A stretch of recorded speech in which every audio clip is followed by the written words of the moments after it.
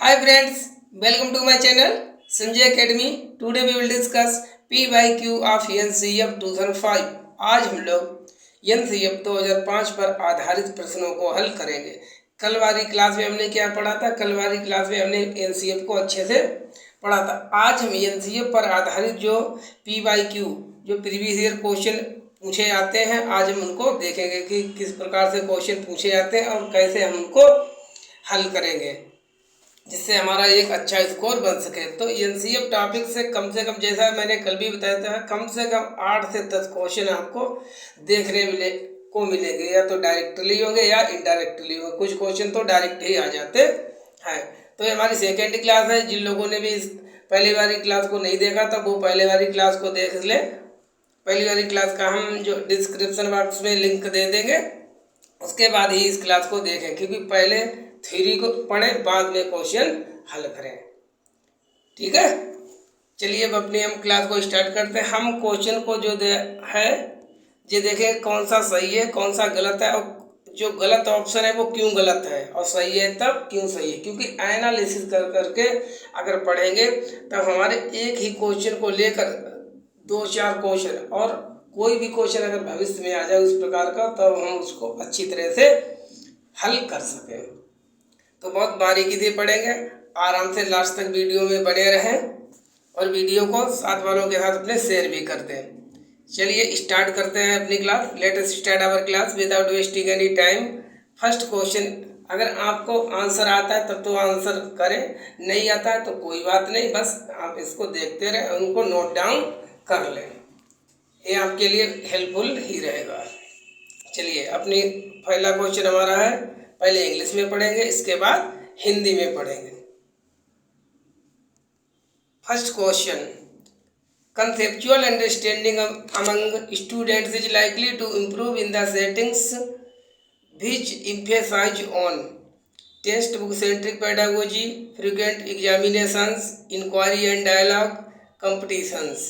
इसका मतलब जो होता है कि विद्यार्थियों में संकल्पनात्मक समझ में बढ़ोतरी करने में सहायक कौन सा सहायक है? इन 4 ऑप्शन में से एक ही सहायक होगा। 3 निगेटिव ऑप्शन होंगे, एक पॉजिटिव होगा। मतलब बच्चों की जो समझने की क्षमता है उसको कौन सा ऑप्शन सही है, उसके लिए कौन से ऑप्शन से वो अच्छे से समझेंगे, क्या करना चाहिए। 3 ऑप्शन ऐसे हैं जो नहीं होने चाहिए। तो देखिए, जैसा कि कल हमने एनसीएम में पढ़ा था, जो वर्तमान में प्रेजेंट टाइम में एजुकेशन कैसी चल रही है, चाइल्ड सेंट्रिक एजुकेशन। और पहला ऑप्शन क्या है? पाठ पुस्तक केंद्रित शिक्षा शास्त्र। जबकि कल एनसीएम में क्या पढ़ा था? Child centric pedagogy. बच्चे को ध्यान में रख के हमें पढ़ाना है। तो पहला ऑप्शन हमारा कैसा हो गया? गलत। दूसरा हमारा क्या है? बारंबार परीक्षाएं, फ्रीक्वेंट एग्जामिनेशन। मतलब अगर बार बार परीक्षाएं करते चले जाएंगे, UT, second duty, third duty, annual examination, इससे क्या होगा? बच्चे रटने पर ज़्यादा ध्यान देंगे, तो बार बार परीक्षाएं नहीं कराएंगे, ध्यान रखिएगा। तो ये भी कैसा हो गया? गलत। अन्वेषण और संवाद, अन्वेषण का मतलब होता है इंक्वायरी, और संवाद का मतलब डायलॉग। अगर बच्चे आपस में बोल बोल कर एक दूसरे से बातचीत कर रहे हैं, सीख रहे हैं, इंक्वायरी कर रहे हैं, किसी कोई चीज़ आपने बताई उसके बारे में खोजबीन कर रहे हैं कि क्या सही है क्या गलत है, क्या सर ने आज पढ़ाया, तो इसे कहते हैं इंक्वायरी। तो इसमें बच्चे सबसे ज़्यादा एक्टिव रहेंगे, और हमारा वही ऑप्शन सही होता है जिसमें बच्चे सबसे ज़्यादा एक्टिव हों। इसलिए हमारा जो कौन सा ऑप्शन इसमें सही होगा? Option number 3। क्यों सही है देख लिया? अच्छा, 4th क्यों गलत है? देखिए, प्रतिस्पर्धा आधारित प्रतिस्पर्धा, कंपटीशन से नहीं। आप कंपटीशन को बच्चों के मध्य में बढ़ावा नहीं देंगे, कंपटीशन को बढ़ावा नहीं देंगे, इतना बात ध्यान रखिए। तो इसलिए हमारा कौन सा option number 3 is our right option.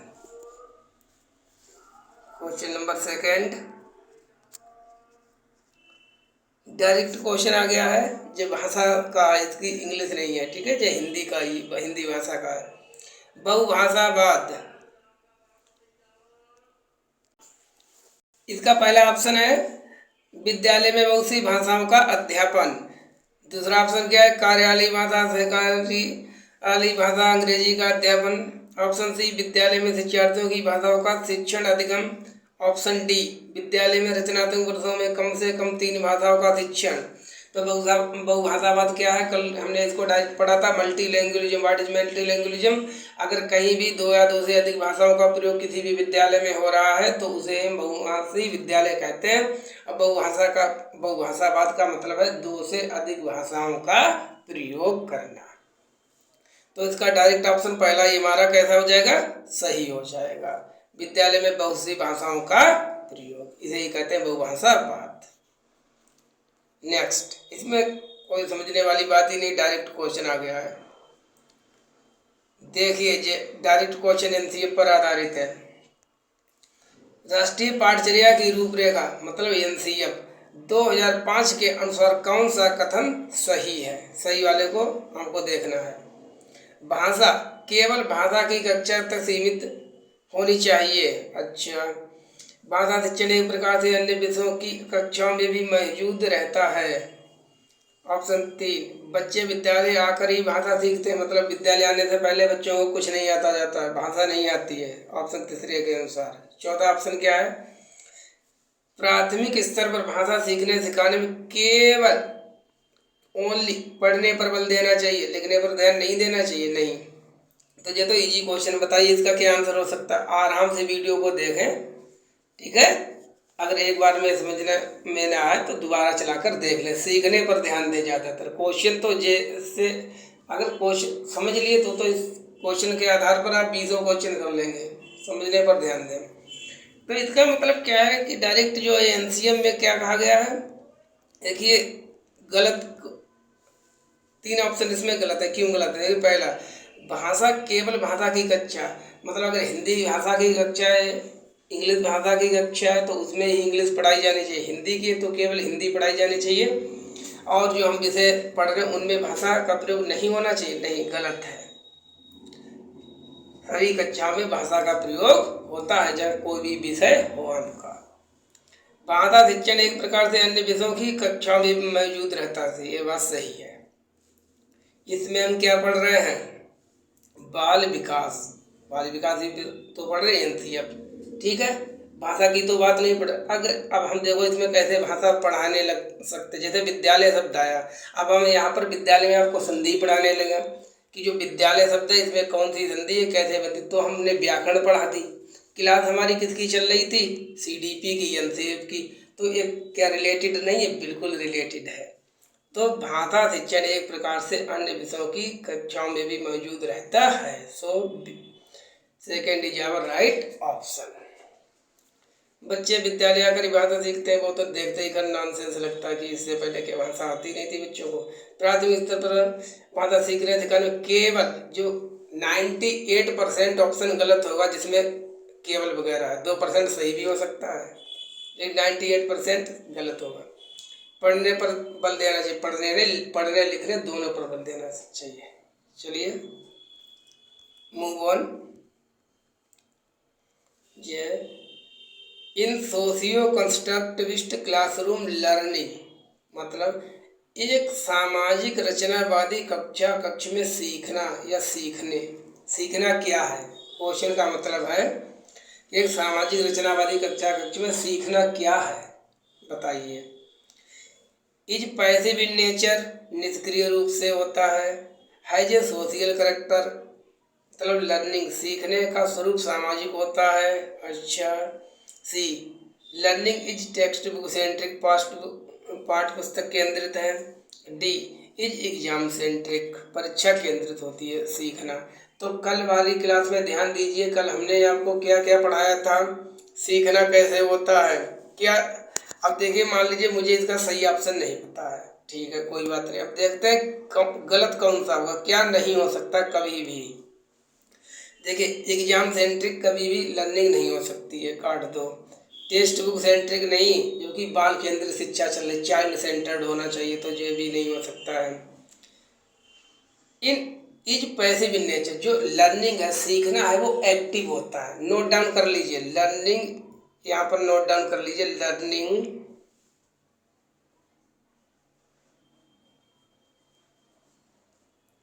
जो सीखना है, क्या सीखना है। लर्निंग इज ऑलवेज एक्टिव, कैसी होती है? एक्टिव होती है, ना कि पैसिव। जो सीखना होता है वो कैसा होता है? वो सक्रिय होता है, ना कि निष्क्रिय होता है। इसलिए हमारा कौन सा ऑप्शन सही हो जाएगा? Option number B is right. जो लर्निंग है जो सोशल करेक्टर, सामाजिक स्वरूप होता है, मतलब हम समाज में भी सीखते हैं, समाज के द्वारा सीखते हैं। 3 जब गलत है तो चौथा सही ही होगा। ठीक है, नेक्स्ट क्वेश्चन। निम्नलिखित में से कौन सा सिद्धांत राष्ट्रीय पाठचर्या की रूपरेखा 2005 के 5 मार्गदर्शक निर्देशक सिद्धांतों में शामिल नहीं है? कल हमने आपको राष्ट्रीय पाठचर्या एनसीईआरटी 2005 के 5 सिद्धांत बताए थे, अगर याद है तो 4 उनमें से इसमें लिखे हुए, एक नहीं है। कौन सा नहीं है बताइए? देखिए, पहला, ज्ञान को विद्यालय से बाहर के जीवन से जोड़ना, बिल्कुल है, ये था, ये तो पहला ही था। यह सुनिश्चित करना कि अधिगम रटन अधिगम प्रणाली पर आधारित ना हो, सही है। रोट मेमोराइजेशन पर आधारित नहीं होना चाहिए, ये भी है। पाठचर्या को इस प्रकार से समृद्ध करना कि वह बच्चे के समग्र विकास में मदद करे और पाठ पुस्तक केंद्रित ना हो, कैसी हो? बाल केंद्रित हो, चाइल्ड सेंटर्ड हो। तो ये तो तीनों थे, जितने पढ़ा होगा उसको ध्यान होगा। अब चौथा नहीं था हमारा, क्या नहीं था? एक व्यावसायिक अध्यापक की भूमिका निभाना, नहीं, व्यावसायिक अध्यापक नहीं, प्रोफेशनल टीचर नहीं। तो इसके 5 सिद्धांतों में कौन से सिद्धांत थे? ए भी था, बी भी था, सी भी था, डी नहीं था। इसलिए हमारा कौन सा ऑप्शन सही हो जाएगा? डी। क्यों? क्योंकि इसमें बताना है नहीं, जहाँ जो इस क्वेश्चन में नहीं हो उसको ऐसे सर्किल कर लिया करो, जिससे आपको ध्यान रहे। अगर आपने नहीं पढ़ा तो आप इनको टिक कर देंगे कि सिद्धांत है, और ये तीनों नहीं है। इसलिए हमारा कौन सा ऑप्शन सही हो जाएगा? Option number D.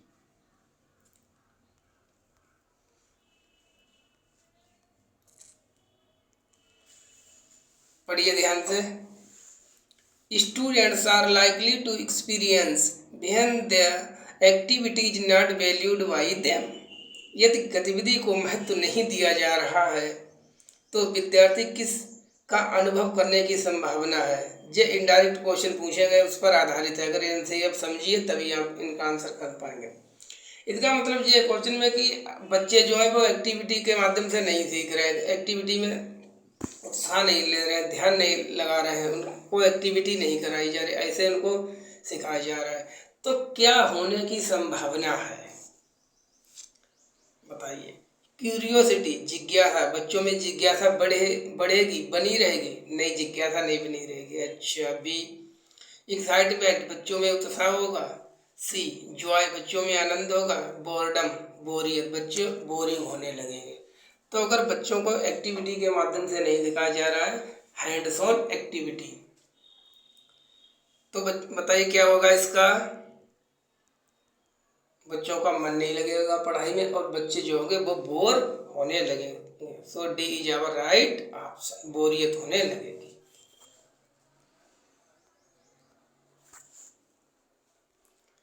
देखिए, समझने पर ध्यान देते रहिए। नहीं समझ में आ रहा है कोई बात नहीं, पहले या तो ऐसी कोई इसमें रॉकेट साइंस है नहीं जो समझ में ना आए, बस देखते रहिए। अगर आपने जस्ट अभी पढ़ाई शुरू की है तो हो सकता है थोड़ा बहुत आपको समझ में ना आए, लेकिन अगर आप कंटिन्यू बने रहेंगे तो आपको समझ में आ जाए। और आप लोगों से एक हम रिक्वेस्ट करना चाहेंगे कि भाई वीडियो को जो है शेयर कर दिया करें और कमेंट कर दिया करें, ठीक है, जिससे हमें भी थोड़ा मोटिवेशन मिलता रहे। देखिए, आपकी कमेंट और लाइक से मुझे मिलता कुछ नहीं, लेकिन आप मोटिवेशन मिलता है, और which is very important for me. ठीक है, चलिए नेक्स्ट क्वेश्चन करते हैं। ये जो क्वेश्चन था जो रिपीट हो गया था, ऊपर हो चुका है, बहुभाषावाद वाला। इसका पहला ऑप्शन सही था, विद्यालय में बहुत सी भाषाओं का अध्यापन। इस क्वेश्चन को करिए आराम से, धीरे धीरे अभी पढ़िए, अभी एग्जाम होने वाला नहीं, सीखते रहिए। In middle school teacher should, माध्यमिक स्कूलों में शिक्षक को, मतलब माध्यमिक स्कूल में बच्चों टीचर को कैसा होना चाहिए? Follow uniform and fixed curriculum, एक रूपी व कठोर पाठचर्या का पालन करना चाहिए। बी, फॉलो स्टैंडर्डाइज्ड असेसमेंट, मानकीकृत आकलन का पालन करना चाहिए। सी, डिस्करेज क्वेश्चनिंग, प्रश्न पूछने को हतोत्साहित करना चाहिए। Encourage learning how to learn, सीखना कि कैसे सीखते हैं को प्रोत्साहित करना चाहिए। मान लीजिए आप एक टीचर हैं, ठीक है, तो आपको क्या करना चाहिए?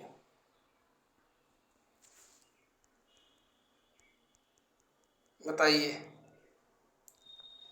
देखिए, अगर मुझे इस क्वेश्चन का आंसर बिल्कुल नहीं आ रहा, मैं एग्जाम में बैठा हूँ, तो मुझे ये तो पता है कि मैंने जो एनसीएफ पढ़ी उसमें एक बात लिखी थी कि जो क्वेश्चन पूछने की प्रवृत्ति है उसको हम क्या करेंगे, हतोत्साहित नहीं, उत्साहित करेंगे, प्रोत्साहित करेंगे, इनकरेज करेंगे, ना कि करेंगे डिस्करेज। तो सी तो ऑप्शन ऐसे ही गलत हो गया।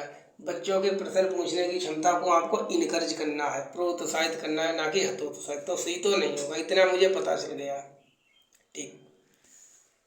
बी क्या है? फॉलो स्टैंडर्ड असेसमेंट, मानकीकृत आकलन का पालन करना चाहिए। मतलब कि सभी बच्चों को एक ही प्रकार से सीखने पर ध्यान देना, व्यक्ति विभिन्नता की अवहेलना करना, उल्लंघन करना, इसलिए B is not correct. Follow uniform fixed curium, fixed नहीं, क्यूरिकुलम जो है वो कैसा, लचीला, फ्लेक्सिबल। कल लचीला पढ़ रहे थे, वही लचीला क्यूरिकुलम पढ़ना है, ना कि फिक्स। तो इसलिए ए इज नॉट करेक्ट। अब क्या बचा? Encourage learn how to learn, बच्चों को आपको उत्साहित करना है, प्रोत्साहित करना कि बच्चे कैसे सीखें। लर्निंग हाउ टू लर्न, सीखने के लिए कैसे सीखें, इसको आप क्या करेंगे, प्रोत्साहित करेंगे। So D is our correct option.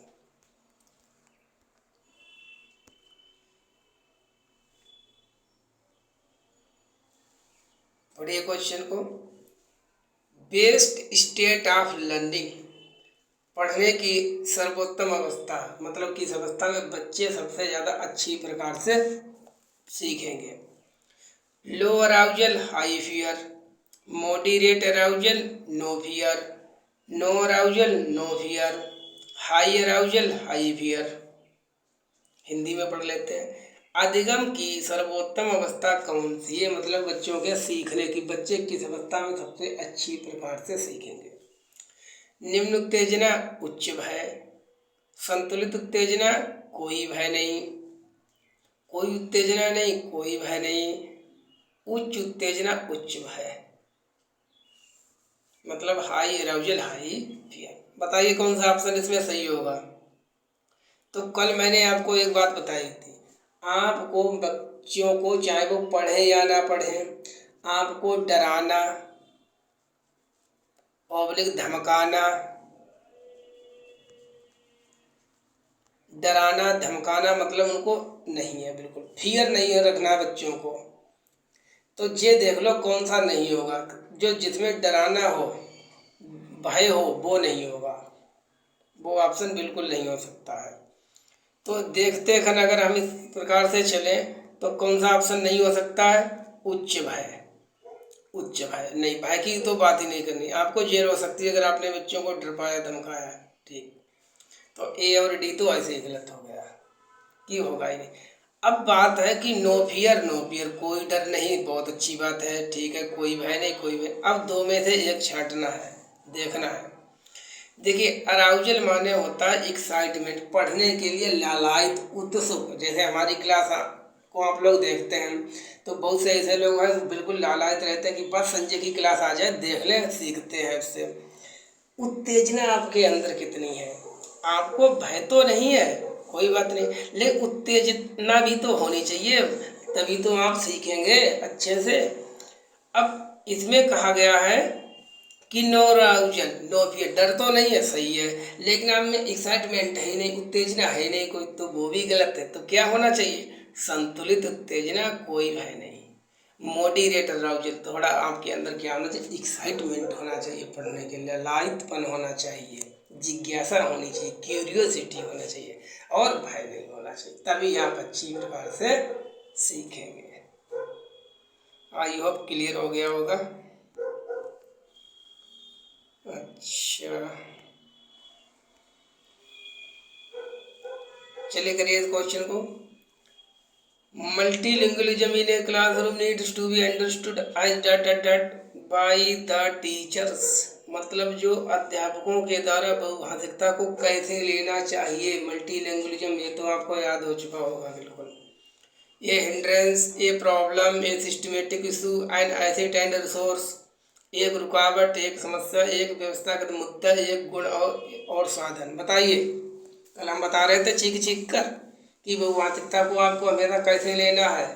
बहुभाषिकता को आपको हमेशा अपनी कक्ष में एक संसाधन के रूप में लेना, एज ए रिसोर्स के रूप में देखना है। जबकि पहले में क्या है, हिंड्रेंस, रुकावट नहीं होगा, प्रॉब्लम नहीं, समस्या नहीं है बहुभाषिकता, ये सिस्टमेटिक मुद्दा नहीं है, एंड एसिड एंड रिसोर्स। देखिए ये रिसोर्स वर्ड है, यहाँ पर साधन है, बस पकड़ लीजिए। यही ऑप्शन हमारा सही होगा। D is our right option, 4 हमारा सही हो गया। बहुभाषिकता को हमेशा आप कैसे लेंगे, संसाधन की रूप में। नेक्स्ट क्वेश्चन क्या है, students learn better and effectively by. विद्यार्थी किसके द्वारा बेहतर और प्रभावशाली तरीके से सीखते। मतलब ऐसी कौन सी चीज़ है जिससे हमारे जो बच्चे हैं वो अच्छी प्रकार से सीखेंगे। पैसिव इमिटेशन, इससे ऊपर हमने बताई थी। लर्निंग कैसी होती है, एक्टिव। यहाँ कैसी बात की जा रही, पैसिव। रिवार्ड्स एंड पनिशमेंट, केवल उनको पुरस्कार देते रहो, मारपीट करते रहो, पनिशमेंट देते रहो, ऐसे वो सीख जाएंगे। सी इंक्वायरी एंड डिस्कवरी, बच्चों की इंक्वायरी, हिंदी में इसको गलत लिखा है, अन्वेषण। डिस्कवरी अच्छा, अन्वेषण इधर है। Inquiry and discovery, rote memorisation, तो कल हमने क्या आपको बताया था। और एनसीएफ 2005 का जो पहला सिद्धांत है वो भी है कि पढ़ाई को रटन प्रणाली से मुक्त करना है। और डी में किसकी बात की जा रही है, रोट मेमोराइजेशन की, कंठस्थीकरण। अगर कंठस्थ तो इस रोड मेमोराइजेशन होगा ही नहीं, कंठस्थीकरण काट दो। अब बचे पैसिव। लर्निंग हमेशा होती है एक्टिव, ना कि होती है पैसिव, तो ये भी गलत। अब बचे हमारे पास 2 option, rewards and punishment, inquiry and discovery. तो क्या बच्चे हमेशा पुरस्कार, दंड तो आप दे ही नहीं सकते। हाँ, कल हमने आपको बता दिया था, नो पनिशमेंट।